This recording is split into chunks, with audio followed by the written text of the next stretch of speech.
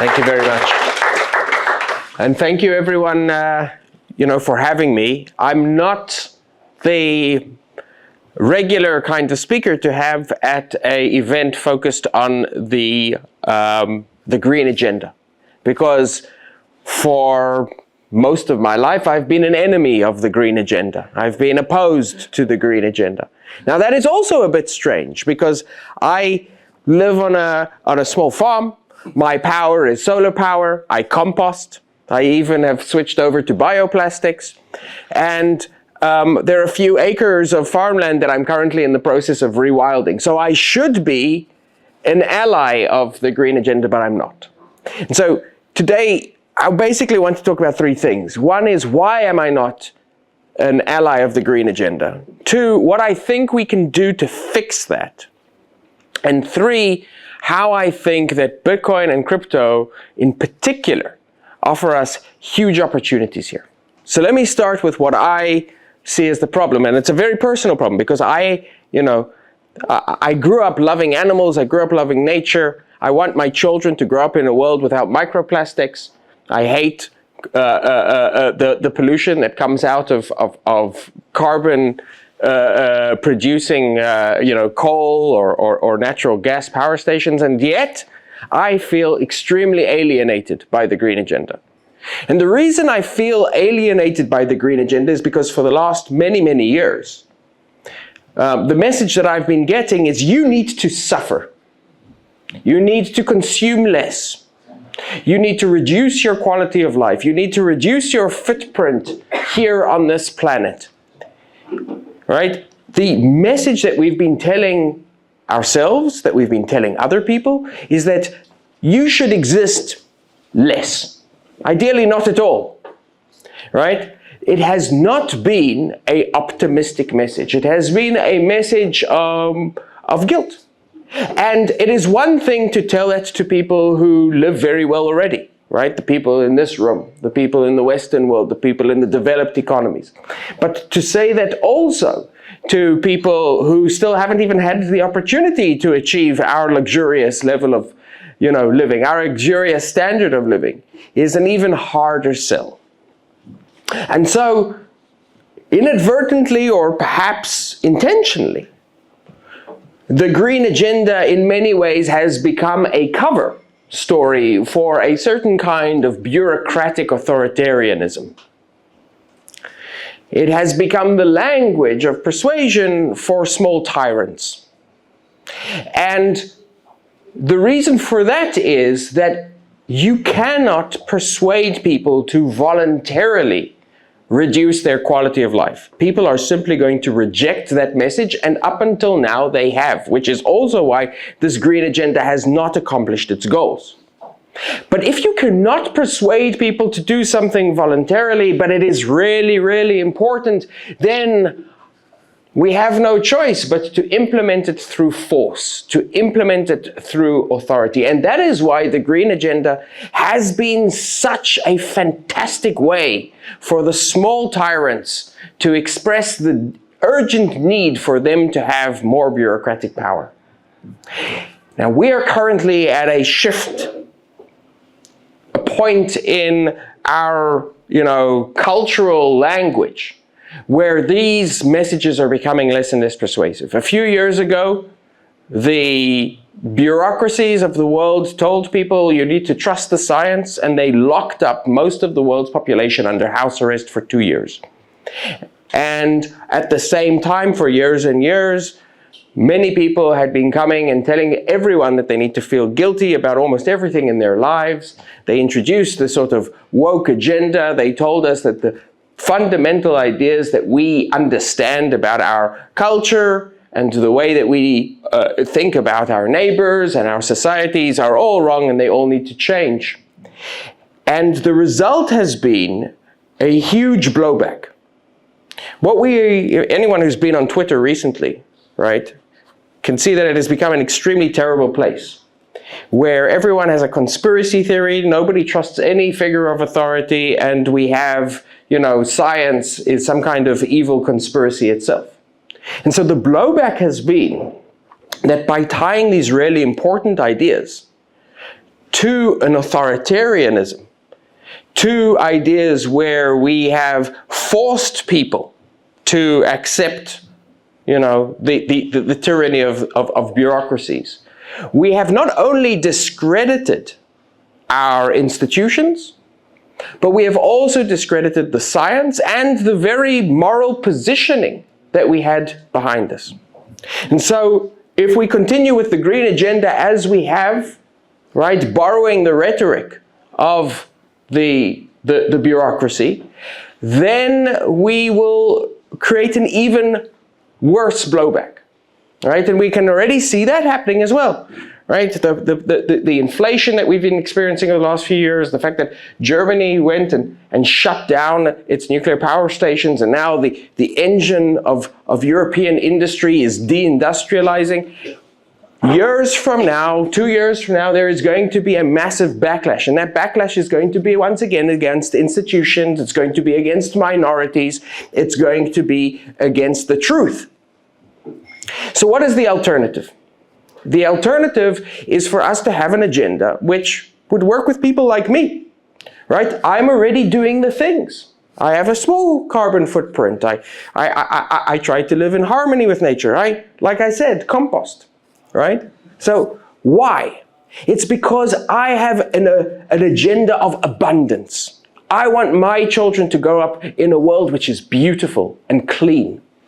I want to be able to be in charge of my power supply, and so I have solar, not because I want cheaper energy, and certainly not because I don't want to be polluting. It's because I don't want to be at the mercy of institutions and bureaucracies. I want to be free.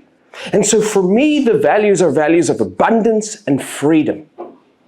And I think that the real green agenda is the agenda of abundance and freedom. Instead of telling people we need to have less energy, right, so that we will have less carbon, we need to tell people we need more energy. And not only that, this energy needs to be controlled by you. You should have your solar panels. You should have, a small windmill on the top of your house or on the balcony of your apartment. In fact, if you're living in a city, even better, because, the wind tunnels that buildings create means that little windmills work even better. The more power, the more we can give people the feeling that this empowers them and creates the kind of world that their children want to live in, we create a different kind of luxury belief. A belief where I, as a personal individual, want to consume these products. I want to consume green products.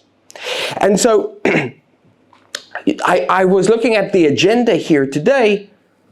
I think they're really cool things, right? There's the things that people are planning to speak about are things like microgrids. I want a microgrid. In fact, I think it's a dream for many, many people today to be able to sort of live with a small community and their own microgrid and to have a high degree of autonomy.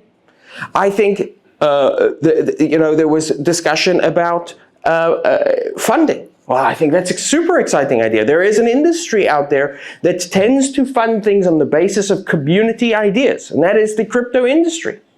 There's a huge, and when we talk about huge, we're talking about hundreds of billions of dollars of capital that are looking for the next big trend, the next big meme coin. The next big meme coin should be a green coin, should be about a community that I can identify with, about a world that I want to be with. And so this brings me to the third thing, which is how does Bitcoin and crypto tie into all of this? For many years, and possibly even in this room here, there are people who have been attacking Bitcoin because they say that Bitcoin is, going to consume all of the energy in the world. It's going to make the world a dirtier place. And that is the exact mindset that I was talking about earlier. It is the mindset of we need to reduce. We need to make energy consumption less. Anything which is introducing more energy consumption is a problem. We maybe need a less technology. We need to go back to a simpler time, right? We need to wash our clothes with, by the river with our hands, right? Because anything else is too good, it's too nice, the quality of life is too expensive for us as a species. And Bitcoin is sort of the poster child of that. But the reality is that the only things that have ever improved human life are abundance, prosperity, and technology. And what is Bitcoin? Bitcoin is abundance, prosperity, and technology. And not only that, I am a Bitcoiner. And like me, the culture of Bitcoin is a culture of fierce independence. It is a culture where people want to be able to be in control of their own power source. They want to be able to live off the grid. They want to be able, why do I compost? Because I grow my own vegetables. I grow my own vegetables because then I don't have to trust Tesco, right? I'm not doing it for you, I'm doing it for me. But Bitcoin is also a community-driven project. It is a project that grew as an open source project from nothing to a $2 trillion industry, which is now being adopted by governments, by institutions. And it did that without a CEO or a marketing campaign or any budget. No organization stood behind it. It is the epitome of a community-driven effort. And so the green agenda, what has been its biggest challenge? Its biggest challenge has been coordination, consensus, right? How are we going to get people across the world to agree to a set of rules to somehow reduce their consumption? I don't think you can get that. But what Bitcoin has shown is that we can create a global system of consensus. We can do it voluntarily. We just need to do it in a way where people have the ability to either become more prosperous or to achieve a lifestyle which they believe in, ideally both. And so my suggestion is that we, first of all, need to connect with that part of the world that we haven't been talking to, with fierce individualists who still have a belief of the kind of world that they want to live in, that they want their culture to live in, that they want their children to live in. 2, we need to stop attacking Bitcoin and recognize that Bitcoin is the epitome of everything we believe in. It is a totally voluntary, totally decentralized system which creates prosperity on the basis of technology and ultimately generates a global consensus. It has achieved what the green agenda has not. And 3rd, it is the greatest opportunity for us to tie the green agenda to this idea of prosperity, innovation, and technology. There is no single industry out there which has been so willing to take a risk and to invest in projects which are public goods and to generate the kind of wealth that has driven innovation in everything from payments to cryptography to self-defense to self-custody. And one final thing. It was mentioned that I'm from Bitcoin OS. What is Bitcoin OS? Bitcoin OS, I think, is a really important part of this. With Bitcoin OS, we have the ability now to integrate into Bitcoin much more sophisticated computation. So for example, Hedera Hashgraph, they have invested huge amounts of time and effort and have successfully built out significant institutional partnerships, which is going to be crucial in our ability. We need to not just work with the individuals, we need to work with the large institutions as well.